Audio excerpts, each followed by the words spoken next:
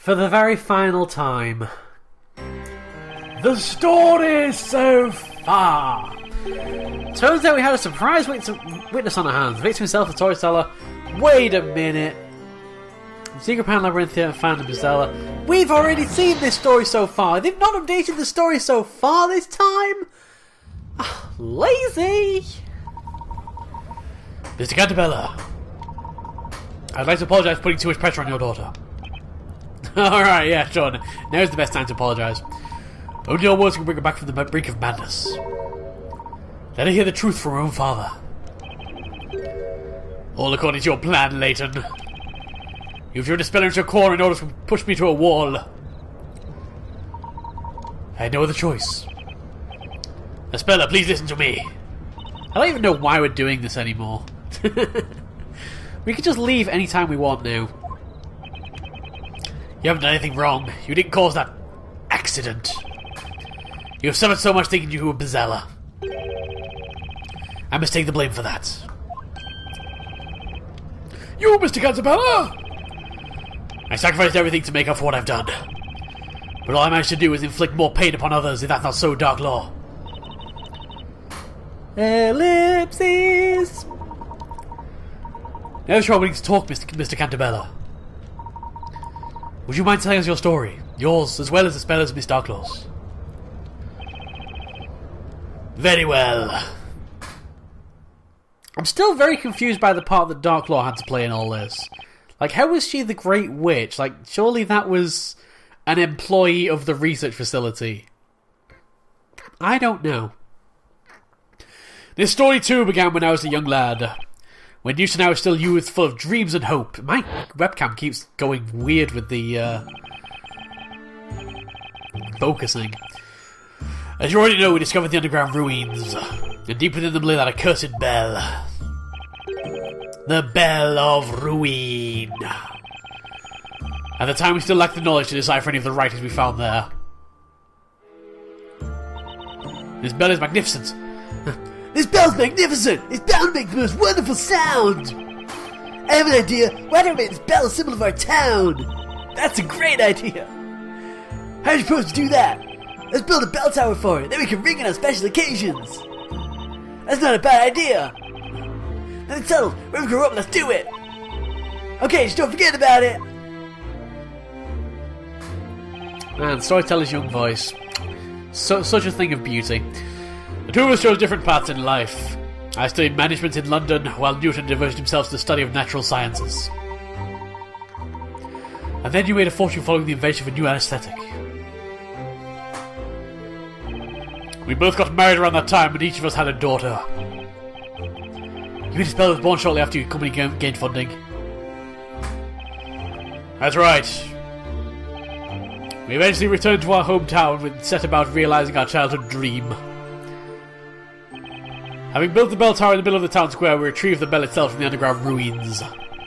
We aspired to make it a symbol of prosperity for this industrialised town. The bell was to be officially displayed during the annual fire festival. It will be rung in the morning, following the night of celebration.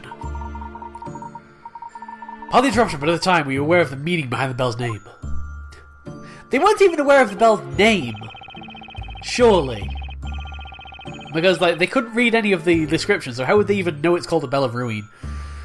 Obviously we were not. Thinking back to my ignorance at the time, a chill now runs down my spine.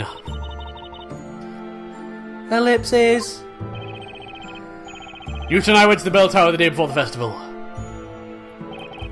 Only one more day to go. We've waited a long time for this. That we have. This town will no longer be the same for tomorrow. The bell weighed so much that ringing it wasn't easy. We tackled that problem by constructing. Bell weighed so much that ringing it wasn't easy. Sorry, this is old storyteller talking. We tackled that problem by constructing a special mechanism which we installed in the belfry. Daddy, I want to hear the bell. Can I make it ring? It's younger Speller! Daddy, please, let me ring it. A Speller who was there with us was utterly enchanted by the bell. She wasn't a bad child, but she was very stubborn and would rarely listen to me when she wanted something. Sounds like the older Speller as well. I told her stories to try and convince her to leave the bell alone. Espella, listen carefully. You mustn't ring this bell. That's not Storyteller's young voice. But why? Why can't I, Daddy? You know about Bezella the witch? Uh-huh. She's an evil fire witch who uses magic to hurt people. If you ring this bell, Bezella will come out and possess you. What a great thing to tell her. Possess me? You mean I'll turn into Bezella? That's right, Espella. When Bezella possesses someone, she uses them to do terrible things. That's why you must never ring this bell, sweetheart. So that's why she believes she's I Bezella. understand, Daddy. There's a good girl. I understand, Daddy, but I'm gonna ring it anyway. You know this, right? Yes, I do. The legend of Bezella has been passed around these parts for centuries. It probably originates from beliefs of tribes that populated this area in the past. The judge is suddenly an expert on the topic, apparently. I don't know at what point he stopped being all like, I don't understand, I don't believe you, I don't get it, But apparently, now he knows everything. Oh no, it was tribes that lived here for thousands of years, yes. What I told Espella was just a silly stories I invented for the occasion. It was only meant to stop her from ringing the bell. I could not have imagined it would have such far-reaching consequences. Espella doesn't forgive you. She really doesn't forgive you. It's all coming back to me now. I remember that day. On the day of the fire festival, just around time when the preparations ended and everything was about to begin. I sneaked out of our house. I took Mum's pendant with me. Your mother's pendant. Do you mean this one? Wait, that one's Dark Law's. It belongs to my mum. We needed to limit access to the bell, so we made the 2 keys. We decided to make them into pendants, and each gave one to our respective wives. Both I needed in order to access the belfry. I saw you and Mr. Belger use them, so I told Eve to meet me at the bell tower. Daddy says Bezella will come out if I ring the bell, but if I do it just a little... If I do it just a little, then there'll just be a little Bezella, and then I'll be able to crush her with my palm. And then I shall save the world. I want to try it while the festival is going on. I hope Eve doesn't forget her mum's pendant. So, Darklaw is Newton's daughter. I was actually about to speculate. Okay. Well done, Inquisitor. I was almost afraid you would fail to make that connection. Whatever! This is too much for one day!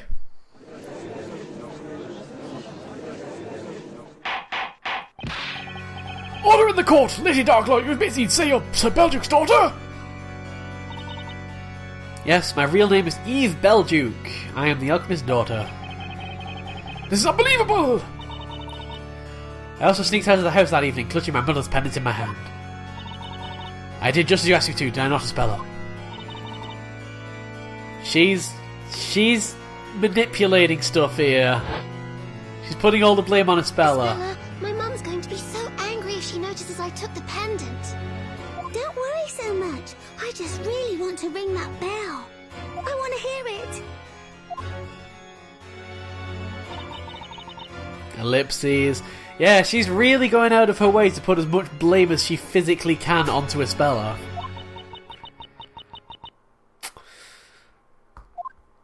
Like this was her plan all along.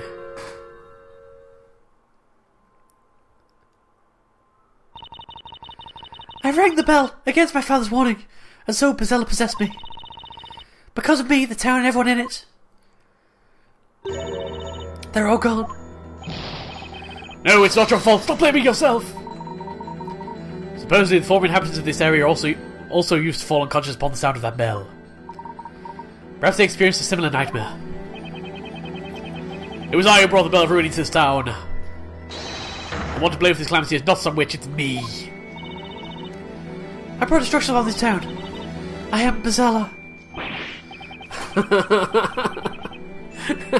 You're going to drive your dad crazy and also get burned, because are we still going to burn her? I don't know at this point. Like, it was 12 years ago, and not, like, I don't know. I don't have a clue. Seeing you like this gives me a strong feeling of deja vu. Eve, how can you be so evil? It's almost like it's in your name or something. Are you happy now? I'm afraid we're in the dark as regards Miss Darklaw's sense of deja vu. Only 4 people survived the fire. Belduke, Storyteller, and the 2 girls. Speller and Eve. And Newton, yeah, Storyteller. And where were you at the time, if you'll permit my asking? We were investigating the fateful ruins. That's why we didn't notice anything until it was too late. It was getting near the time in which we planned to ring the bell, so we headed towards the town. Then we saw it. The town had been burnt to ashes, the air shimmering from the heat. That's too awful for words! We searched for survivors sick with anxiety. Eventually we found our daughters in the bell tower. The speller was unresponsive like a doll. Eve was crying at her side. Our relief at having found them vied with the terror caused by the disaster. And there's the Durgan! I see the Durgan!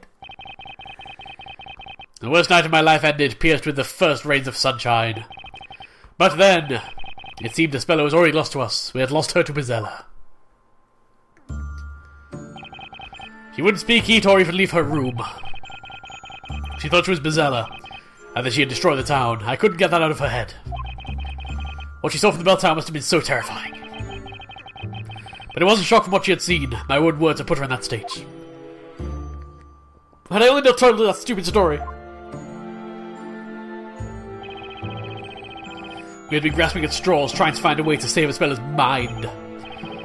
But whatever we did, her eyes remained impassive and empty. In the end, I came upon this certain idea that you offered her as a glimmer of hope. What was it? The suspense is too much for my aging heart. I believe I may know what it was. It was the only way to get through to little Isabella. Did he write a story? So he's... Yeah, so that would explain how he got the entire idea for the town. Because the only way he could really access Isabela's mind was through stories. What was Miss Canterbury's idea for saving his daughter from insanity? I think it's the first... The suicide note, no. First story. A handmade picture book about witches. Okay, let's do it. Have a look. Have a look! We discovered this in Isabella's room. Where is Luke in all of this? Oh my god, he's like nowhere. The greatest character in the game, and he's nowhere. He's not even near. He's not near Luke like Maya is with Wright. He's just gone off on his own world, probably sleeping in the back or something. Oh, and that is. It's a handmade picture book. The illustrations and handwriting are truly exquisite. That's the first story I wrote. I made it for Speller after that dreadful fire. Oh, the storyteller's first story! It was but a simple children's story. The plot was very straightforward. The townsfolk joined forces to banish evil witches who served Bezella. Speller, do you understand now? You aren't Bezella. Bezella is somewhere out there, sending out other witches to do bad things to the people of our town. And that's why there is no proper ending to the story. He probably should have written the proper ending to the story, and that would probably be like, yeah, see, Bezella's dead. It's over. I don't even know. Witches, magic, the town perishing in flames. Speller was mentally broken, and I couldn't get through to her any other way. I talked to her as if magic and witches were real, avoiding any mention of that fire. Daddy. Yes, Speller. Are witches real? No, Speller. Speller spoke to me for the first time in so many days. I was beyond myself with joy and replied without thinking. Oh, yes, they are. They're hiding in the town, among the people. Really now? But it's just a fairy tale. He's just digging himself a proper big hole here. I was desperate. I feared she would close herself off to me again. Now in hindsight, I see what not a fool I was. I made an irreversible mistake yet again. No, it's not. Everything your daddy writes comes true. Hole getting deeper right now. The bad witches will get their comeuppance. I will write a story about it. And so I wrote another story for my daughter. A story about mischievous witches getting caught. This time I had the story acted out in front of a speller. You had it acted out? Back then, I wasn't the only one tormenting myself over the mental state of my daughter. Yuta was going through hell too. His own daughter has been badly scarred by the event. Is that right, Eve? It's what made her evil. My father and I repaired a building that had survived the fire and continued to live in this town. Aspella wasn't even able to leave her room. We couldn't leave her behind when she needed all the help she could get. Mr. Cantabella showed us this book one day. Then he made an unusual request of us. I'd like to make this story real. Would you be willing to help me do so? There's like really random voice acted lines every now and then.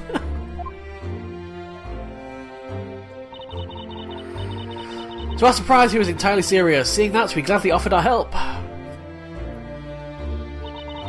A story about evil-doing witches getting caught and punished, and Bezella the source of them all. Were you paying attention, Aspella?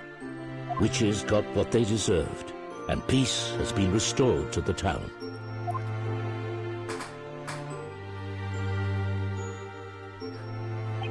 She's happy! Yay! Aspella smiled at the end, then she whispered to herself, It wasn't me. for the first time she believed she might not have actually been Bezella. So what was the next thing that you messed up, storyteller? How did you mess up her life yet again? When I saw her smile, I felt as if something broke inside me. I couldn't afford to let her be sad again. If Bezella were to exist in this town, Aspella would stop thinking she herself harbored the Great Witch. So this entire research facility exists as therapy for Aspella. I continue writing stories about witches, even I would act meta for Aspella. What, the cat? And gradually, the number of characters in my story increased. That was, of course, largely due to the ongoing reconstruction of the town. How much reconstruction? It wasn't anything on a big scale. I simply paid people to move in and act out of their roles. But I began to think I needed more than that. The story had to be real. To make a lie seem true, you resort to even more lies. That's how it works! I was certainly the only way. How did I do so? I remembered about Newton's research. He was working on a certain medicine. A certain medicine. It was kind of a tranquilizer made from local plants he was testing at the time. Is that the anaesthetic? No, the anaesthetic was like 20 years ago. Okay, it can't be the anaesthetic. But it was difficult to put into practical use. The substance had danger of causing unconsciousness and hypnosis. Oh, it was the ink. I can see how that can be abused to cause much harm, supposing it fell into the wrong hands. At the same time, it was just what I needed for my ambitious project. I contacted the government, and that was the beginning of what came to be known as Project Labyrinthia. A town with human test subjects all in a state of long-term hypnosis. You devised that plan solely for the sake of your daughter. Yes. Yes, I did. We cleared the land which had been laid to waste by the fire. The new town was slowly becoming populated. So they've set people on fire? I don't know. I was thinking about the first court trial, and how the shades basically set people on fire. But I guess they didn't. I guess they just kind of stripped them naked, set the clothes on fire, and then sent them off to work as shades. Yeah, that sounds a lot more reasonable. Gradually, the rules of Labyrinthia were established. It was to be a town where magic and witches were reality's residents. All of this was possible thanks to the drug. Thanks to drugs! I like that statement. I'm just going to repeat it once more. All of this was possible thanks to drugs. That sums up every Layton game ever. All of this was possible thanks to drugs. The test subjects were supposed to get through the incubator's pen story, right? That's right, it was a dangerous drug developed by Newton. About 10 years ago it passed since then. Even now the town continues to change.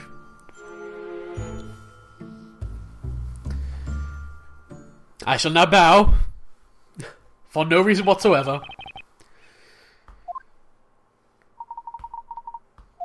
Ellipses, ellipses. Is he gone? Oh no, he's not gone. Everyone's just ellipsing for no reason.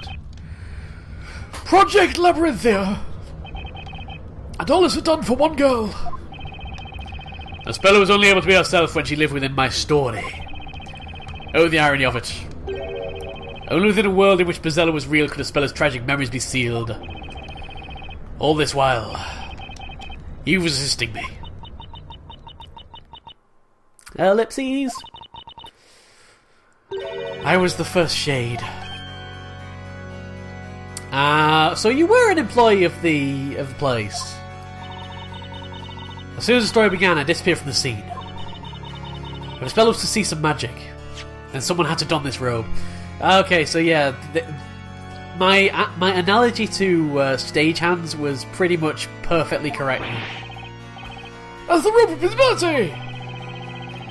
I gave Spell a new memory so that she could live in this town with everyone else.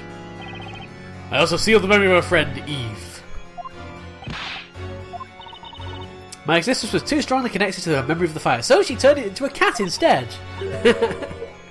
Afterwards I returned as Dark Lord, a stranger to a speller. But even if you're doing this for a spell state, that's just going too far.